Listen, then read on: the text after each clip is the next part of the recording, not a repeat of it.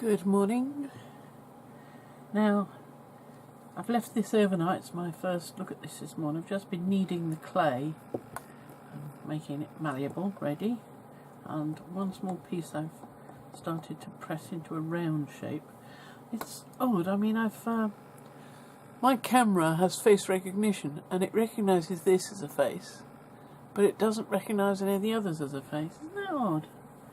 Still, it's only a camera. It's not a human being. Now, I like that one. I like the expression on that one. I think maybe that one could do with some eyebrows. Not sure. I like these little noses. If you notice here, this one has one of the little noses. This one and this one has two quite proud noses, and that one's again got a little nose. And I do like those because it gives a different character. So I thought I'd make another one of these sort of little noses and try and do it a round shape, roundish. See what the camera thought of that. I'm going to go and get a coffee and start moving that around, okay? Here I am, speeding up the modelling of this little face. Starting with an oval, because I've got quite a few of the squarish ones and only one of the ones that started as an oval, and that's showing you a big nose. We're going to make a slightly smaller one. What a very smaller one. We'll start with eyes, so make 2 holes for eyes and then make 2 bubbles. Try to get these as close to the same size as you can possibly manage, because if they look a different size when they're finished, your character is going to look a bit on the weird side. I mean, you can do that deliberately, but if you're not doing that, try to get them the same size as possible. Okay, and then, oh, mind that, that's just me with a headset popping in and out of view. So the next thing to do, I've no idea what I'm doing there. I'm just straightening things, or getting rid of a nail print or something, I don't know. And then I had to fix the tool because it was a bit bendy and a funny bit on it. It's a new tool, so there we go. So we just create a nice ridge and then smooth it into the cheek, making it a bit bigger so you've got more of a cheek. I used about 3 tools here. All do the same sort of job, but one gives a different smoothness and the other one gives you a nice sharp angle. And then nose, nostrils, in they go. And then next thing,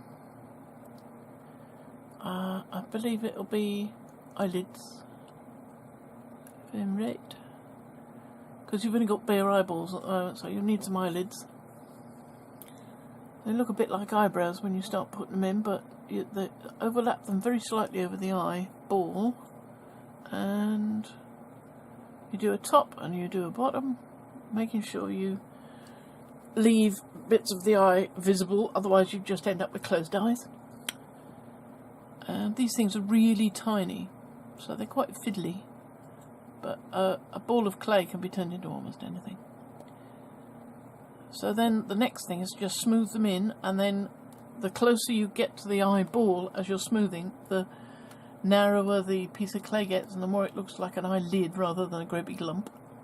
There you go, it's starting to look a bit better.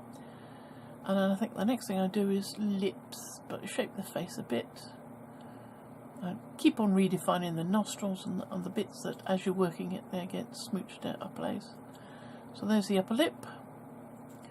I'm going to test the amount of clay for the lower lip, but you don't put it on yet. Just do the upper lip first. Smooth that into place.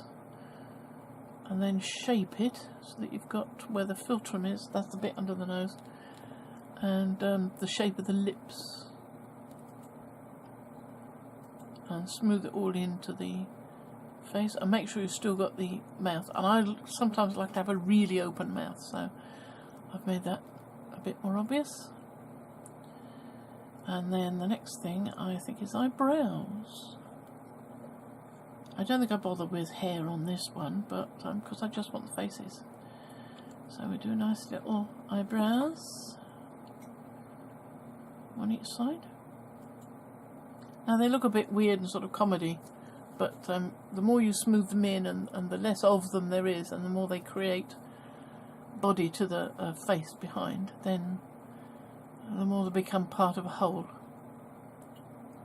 So I'm using quite a big tool there to get a nice smoothness without too much sharpness, and then going with a smaller tool in to increase the arch and to make sure they fit in nicely with the eyes. Redefine the nostrils again, and by now you've got quite a nice little nose.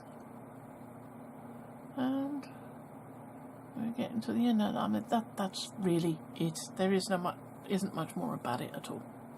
Okie dokie.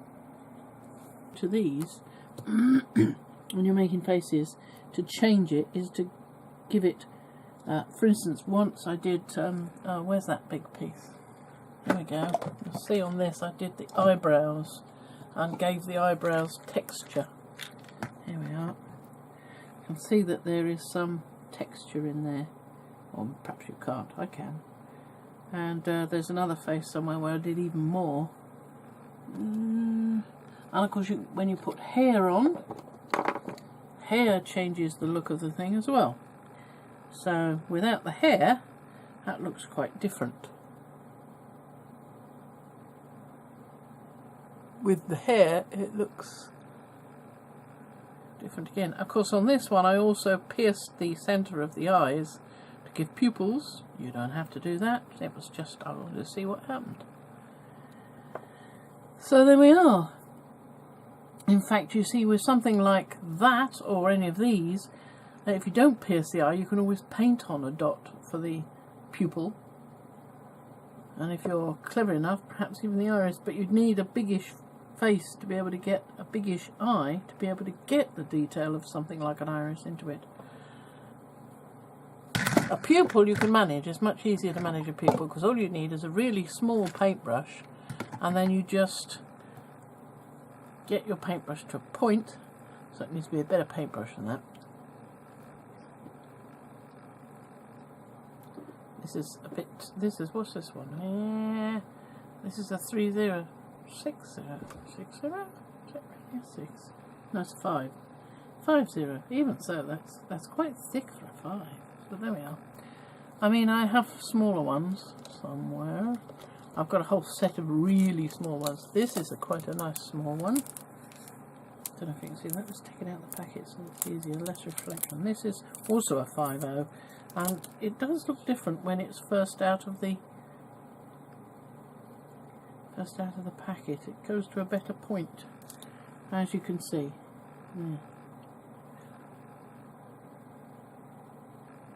Sorry, there we go. See, this one is a much better point. But you can get that to a point. What you have to do is wet it and then allow it to dry in the position you put it in. If it won't go into the position, what I've been taught to do is to wrap it with tissue and then twist it so that it takes it into a point. See, like that. I mean, just doing it with your fingers does do it, but this one's quite an old brush. You can see it's a bit battered. That one being a new one, it's got a bit of point. And that means that you can just get the tiniest amount of paint and just touch the eyeball once, right where you want the eye, the pupil. The thing about that is to make sure you try and get it either dead centre, or if you're making the face look over in this direction, put it sort of there and there, so that they're both looking in the same direction, so you've got the focus in the same direction. That's just if you want to do that. Now where's my little sheath? These sheaths do help to preserve the tips. Trouble is I'm always losing them.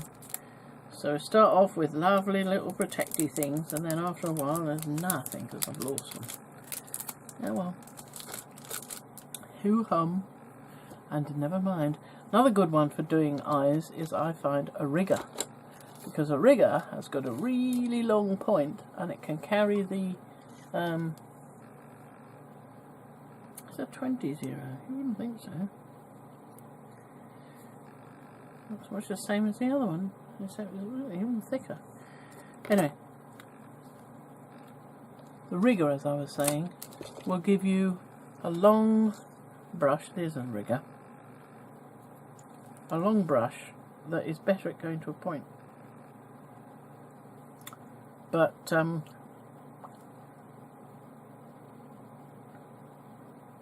they do bend quite well as well, so be careful with them. Okay. Excuse me, I seem to be coming down with a cold. Now then, little sip of refreshment. What you need to do next with these is add any cheeks you want to.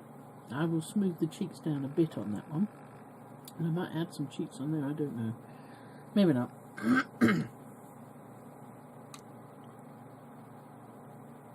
And when you've finished adding all the little bits you want to add, and you've got your nosies right, and the way that you want them, then is the time to bake. And when you've finished baking, you can then make the mould. I will show you how to do that. Right, I am attempting my first mould made with this new stuff, which is called High Flex Flexo Putty. It comes with one in the purple, which I've got a scoopful of. They supply you with the scoops, and one in the white, which I've also got a scoopful of. So there we go. Make sure the top's on. Now I'm going to try it on this one. Thing is, it's only got a 3-minute working time. 1 minute to mix and 2 minutes to actually make the mould. So I'm going to do it on here in the hopes that I can get a nice flat base. So here we go. Put these two together.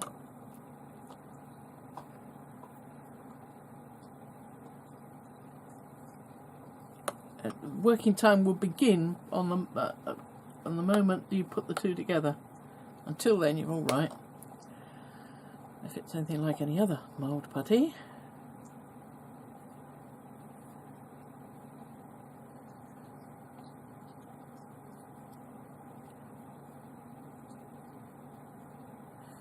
Right, so let's have a go.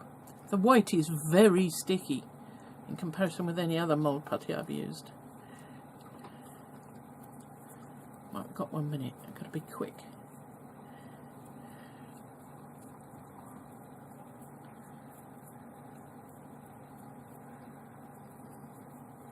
You mix it until there's no longer any swirls of colour, as it's all one uniform colour.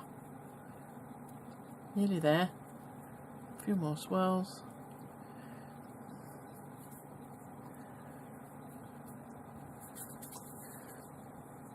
Right, it's going over the top of him.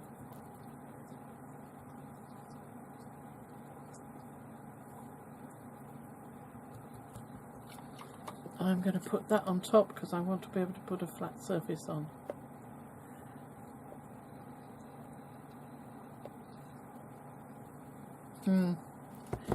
Well, it's just a question of waiting now. It's, what, 20 minutes? 25 minutes I think it said. Let's have a quick look. Working time. Instructions, here we go. 3 minutes working time, so 3 minutes until it starts to cure, and I think it's 25 minutes after that.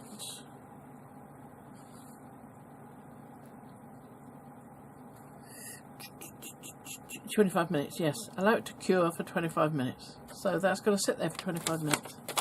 So once I've done that one and checked that it works okay, I will do the others in the same way. I could probably have got 2 out of that, but I didn't want to risk it.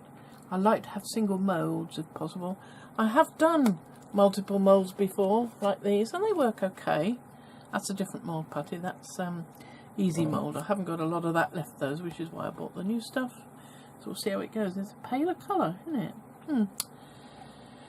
Yeah, I've done the multiple moulds before. This one has not worked very well. I mean, the outside bit is okay and some of the inside is alright, but this is the one I was using as a button. And you can see that I haven't quite, yeah, I hope you can see, that I haven't quite got all the detail in the centre here. It's not quite come out right.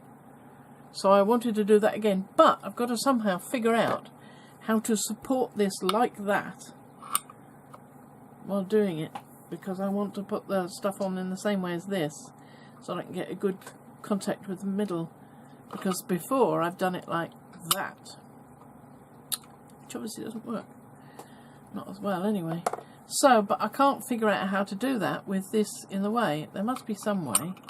I've got to get my brain around it and figure it out.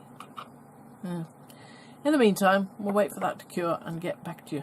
In the meantime, I'm going to paint these. Well, not that one. That one needs a fix. Paint these in black. Black acrylic, which is here. So I shall be painting those. There's no need for you to watch that. I mean, you know what painting something in black acrylic looks like. These are just clock faces. It's a continuation of my Twisted Faces project. Only going towards the clock face instead of a human type face. This is the piece that I'm working towards it for, which you will have seen on another video. A link will be provided. Just wanted to show you the results of the mould making. Now here's the little face, the first one I tried. You can see, I hope you can see, that it's looking quite greasy. There's some sort of residue comes off. Now it didn't come off the first time. Maybe it's a question of not quite working it enough. It's a slightly darker, I think it's a slightly darker colour. But this is a better mould, this one. I used half the amount. This is 2 full scoops full. And this one, using the high flex mould putty, is half the amount because I used the other half on that one. It's just enough to be able to do it really quickly on 2. I don't think there's enough time to do it on more than that, so I would only ever use 1 scoopful unless you were doing one model, something sort of the size of this. I might use 2-3 scoopsful. So on this one you can see, I hope you can see that actually there's more filling in the mouth here. This is a bit flat here. You see that? And you can see that there are actual nostrils here, whereas they just flattened out there, and the round of the ear is much more close. Here it's sort of spread a bit. I think this second mould is much better. I wasn't really happy with that one, which is why I tried again. But as I say, doing it this second time, all of them, I did these 2, then I did those 2, then I did those 2, and each time they've come up with some grease on the polymer clay. So I would go and give these a little rinse in some soapy water to get rid of the grease. Otherwise, when you try painting on them with acrylic, black acrylic, it's likely not to stick. I would negate having to worry about that by giving it a rinse. So, but these have worked quite well. I mean, those little bits are nothing, you can always fix those. But that's quite nice. That one is given a really nice deep nose. I'm quite happy with that because that's quite a prominent nose, that one. And I've got the impression of that. I haven't tested it yet. And I've also got the mouth looking quite good. But I haven't tested this yet by trying it with some new clay. Although I did test that one, which is why I knew it wasn't right. It didn't quite come out. So I will test this one, and then we'll paint them all after I give them a little rinse. But that's worked quite well. So I've now got 3, 4, 5, 6 decent little moulds.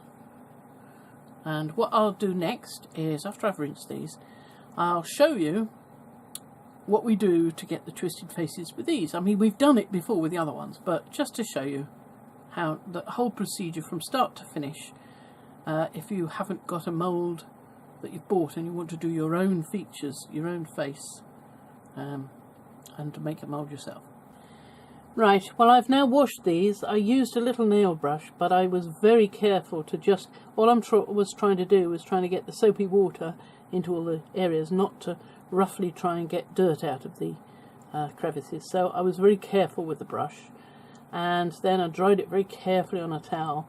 So I haven't dried it thoroughly by poking things into the holes or anything. I'm going to let these air dry now so they don't get damaged. I mean, these ears are obviously quite delicate, so you don't want to do anything that's liable to make those spoing off.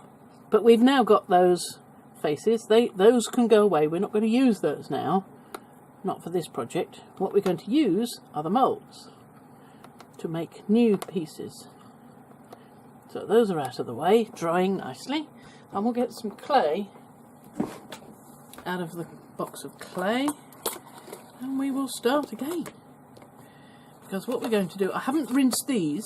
It's quite possible that greasy substance is going to help with the release.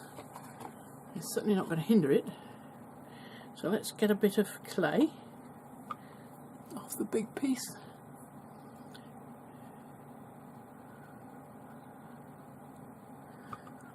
Quite a good bit of clay because I need it all together. I might need more after a while, but let's see what we get out. Yes, pop that back in its little box. I think I'll incorporate that nose because I'm not going to be using that for anything. No plans for it. You can always make a nose at any time. So let's get these bits together.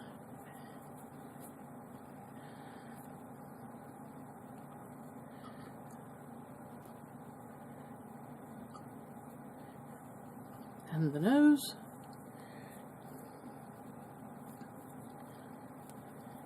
Just knead it together until it becomes a much softer and easier to use mass.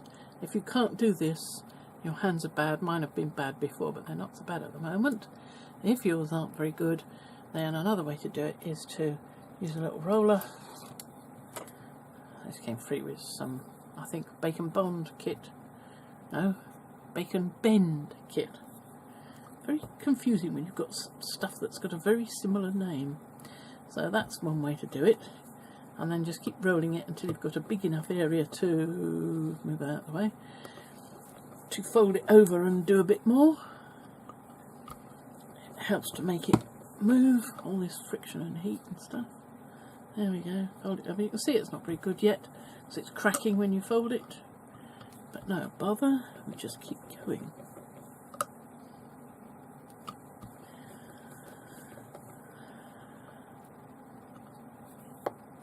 Pushing this side to make sure the air bubbles are out, if any. You do get a lot of placking with this. I mean, I haven't got very much with these. I don't see any evidence of placking in these tiny bits, so I don't know whether that's because I've used it, I've worked it, conditioned it a lot, or conditioned it a little, or nobody knows why placking occurs. But you do see it sometimes in larger pieces. So still cracky, still not good enough to work with. It's when it bends nicely and doesn't have those cracks that you know you're getting closer to workable clay. Sorry.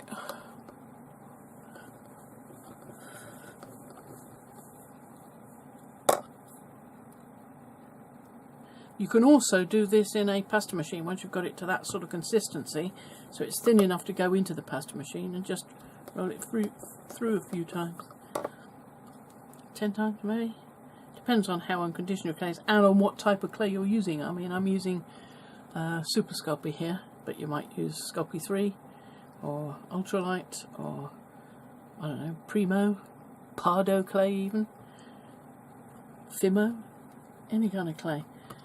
You can do this with any kind of clay. It's just you should be used to how your particular type of clay works, or if not, and you've just got the clay, there's plenty of videos on YouTube telling you how to work clay. Just look up the one you're using. Like if you're using Fimo, just look up how to condition Fimo, or working with Fimo, or just Fimo. See what comes up. A lot of people will show you how it works.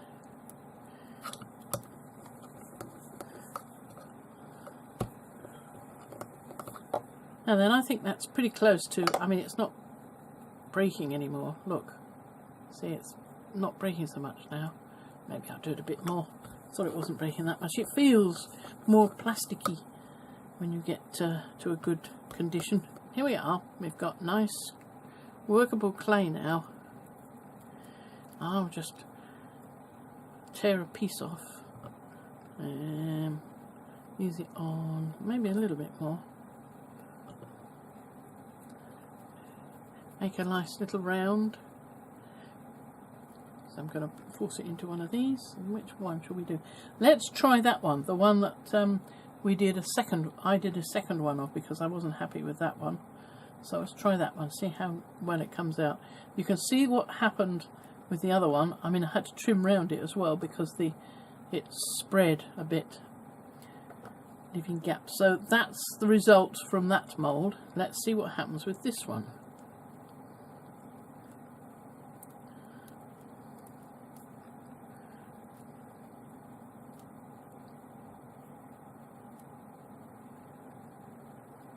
I don't like to have excess, so I like to do it so that it's sort of the right shape for that mould.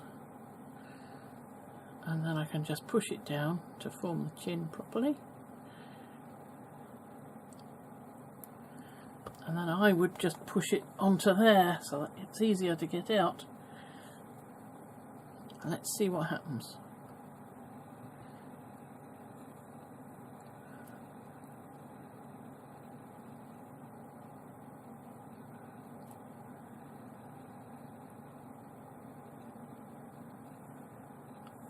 Oh, that is better, isn't it?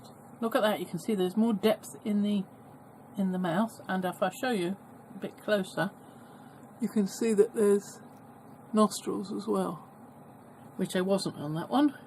Well, you have a look, see, there's little dents, that's about it, not proper nostrils at all. So I'm quite happy with that. That's a better mould. Obviously I've got to trim around the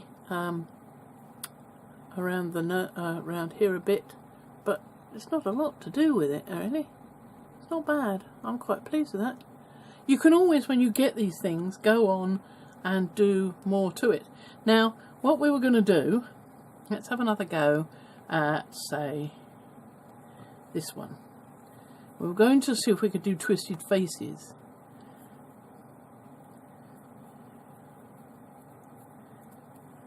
I think that needs a bit more.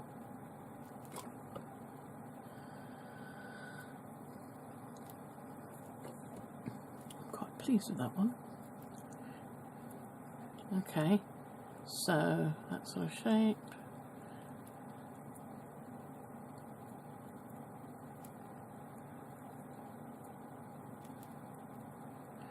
Okay, see if it will pop out. Peel it out carefully. There we go. So we've now got a face. Now if you want a twisted face, now I did all my Twisted Faces going that way, so yes, let's go this way. Bending it around this way.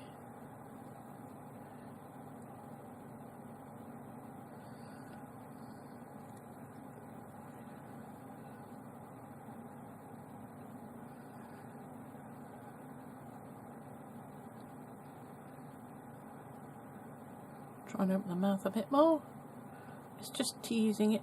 There you go, as a twisted face.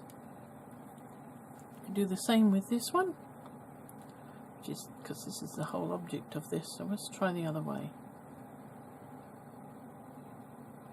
He's going to suit it quite well because of the open mouth he's got.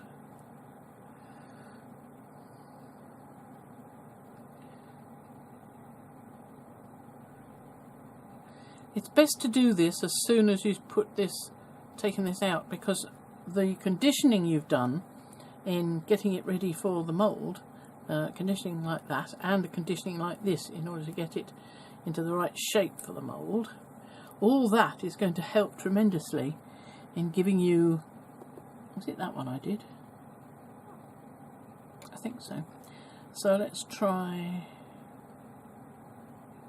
that one. What was that one? I don't know which one it was now. Never mind. I'll just do another one. That piece, by the way, just came out of the mould for that one. Again, I was just trying it again. I do like that mould. And I've now painted the face. So it's now black. Ready for adding any textures, colours, details.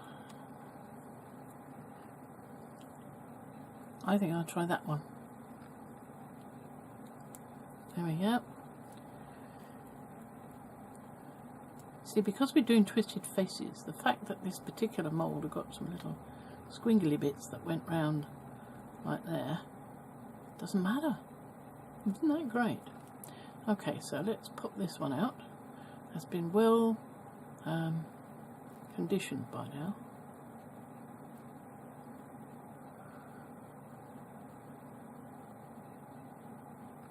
Right, and twisting it, I want to twist it this way because I've done a lot the other way.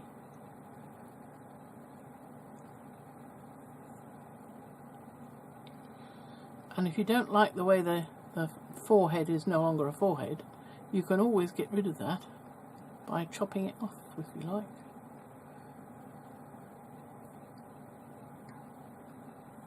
Let's get that really exaggerated twist to it. There we go.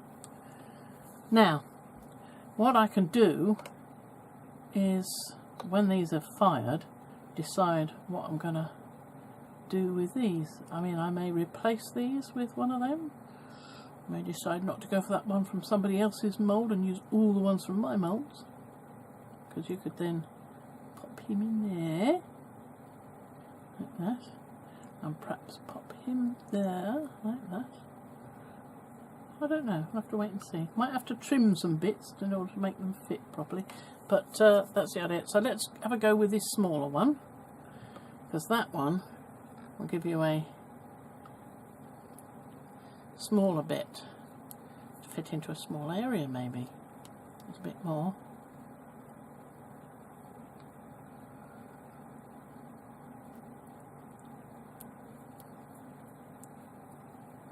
Okay, ease him out.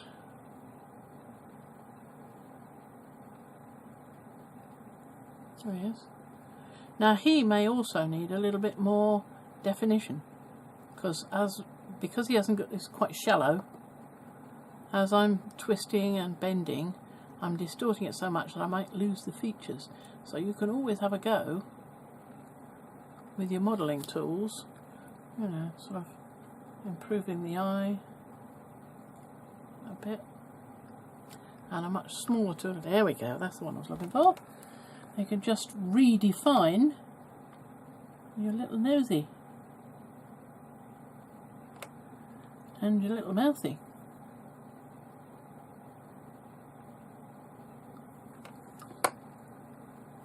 And then carry on twisting and pulling, so you get it even more distorted than before. And there you go. If you exaggerate the eye like that, that helps with the distortion as well.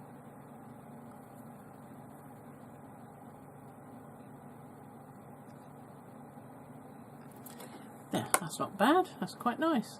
And if that's too big, you can cut off that piece, like that.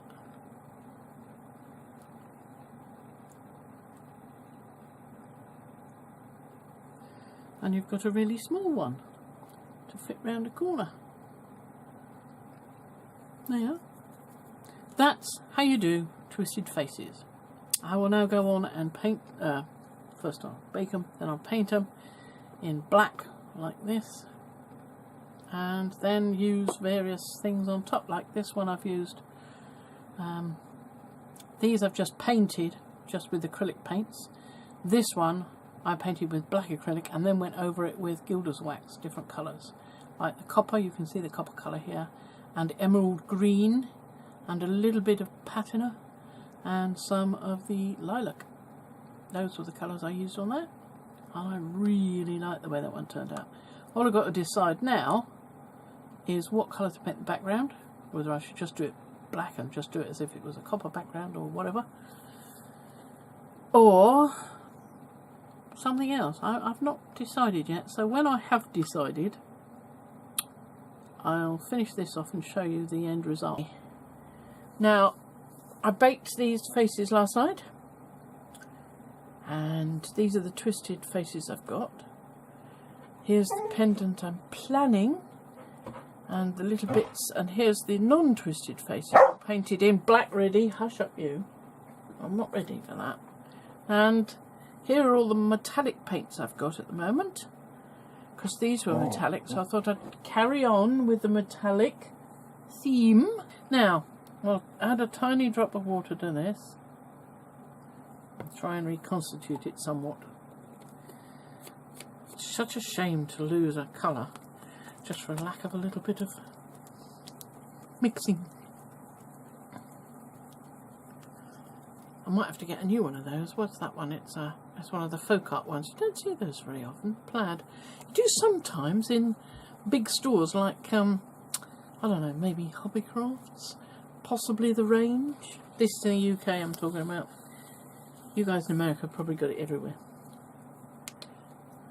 Sometimes I think I ought to go and live in America so that I can at least get a bit of all this luscious craft stuff.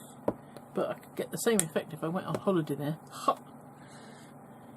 Read home. And just imagine me coming home with all that lot. And customs going, what's all this then? What are you doing? I'm saying, it's for personal use, officer, honestly.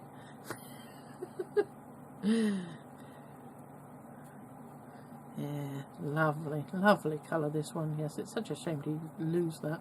You could always get it from Amazon, I believe, folk art. Whether you can get this particular colour is something else again, but I have seen that Amazon supplies folk art colours. Possibly eBay, actually. There's often someone with a whole load of folk art stuff. So that's a good thought. Could go and have a look next time.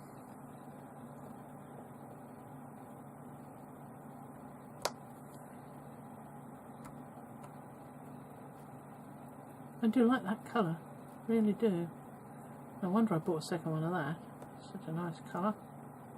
But then I'm into blues, have you not noticed? Blues and coppers seem to be my thing.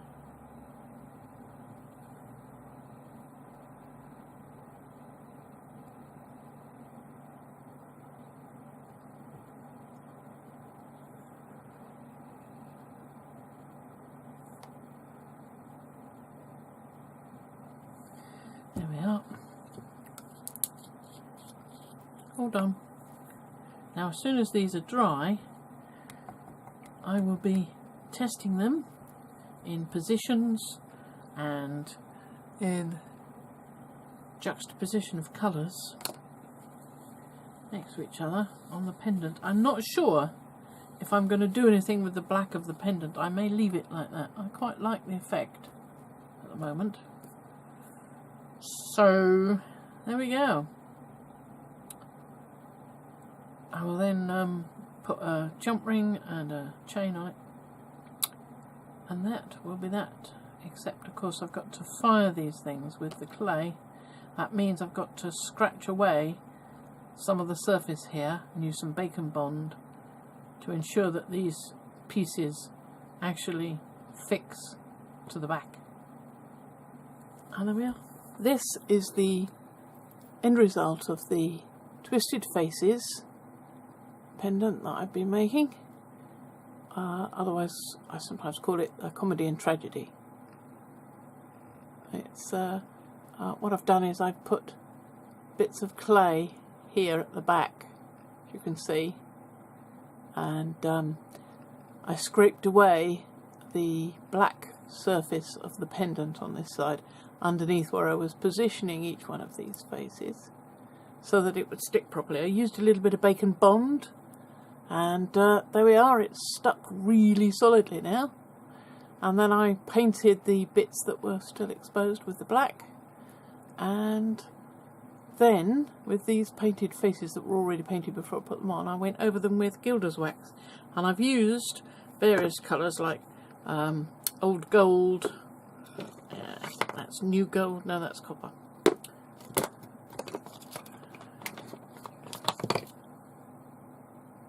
new gold, there we are, new gold, which is that colour.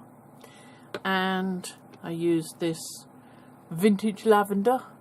You can see that on, for instance, this copper coloured one, and a little bits here and there on this one. And I also used the one I like the best, really, is this one.